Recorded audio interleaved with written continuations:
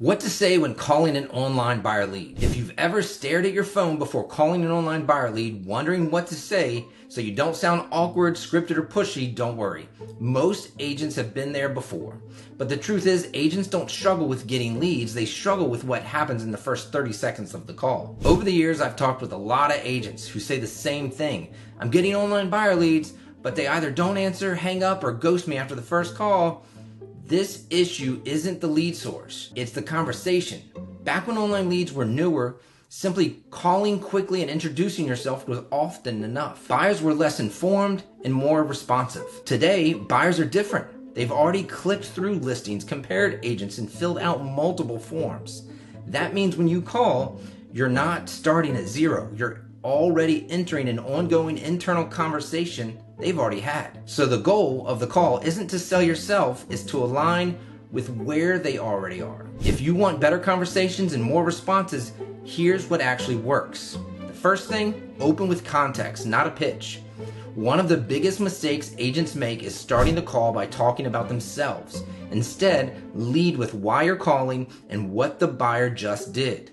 Buyers respond better when they immediately understand the context. A simple, clear opening sounds something like this. I saw you were looking at homes online and requested more information on a property in the area. I wanted to see what caught your attention. This does three things. It reminds them why you're calling. It feels relevant, not interruptive. It invites them into a conversation instead of a presentation. When buyers feel oriented, they're more likely to stay on the line. And number two, ask questions that lower resistance. After the opening, your next job is not qualification, it's comfort.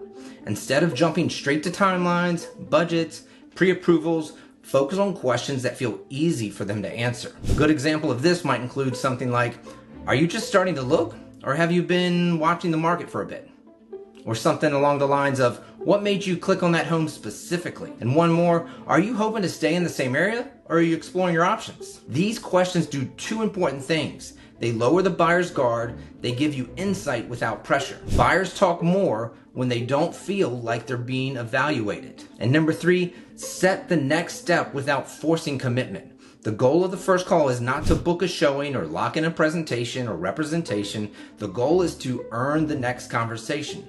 Once you understand where they're at, offer value and propose a simple next step. This might sound something along the lines of, based on what you shared, I can send you a few homes that match what you're looking for and give you a better sense of pricing in that area. Or something like, if it's helpful, I can walk you through what buyers are running into right now so you know what to expect. This positions you as the guide, not a salesperson.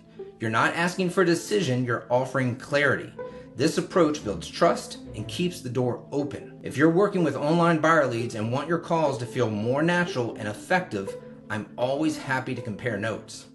Feel free to reach out, message me, or schedule a one-on-one conversation when we can talk through what's working in our local market and how to turn more of these calls into real conversations. And if this was helpful, keep an eye out. I'll be sharing more practical strategies agents can use right now to improve their follow-up and client communication.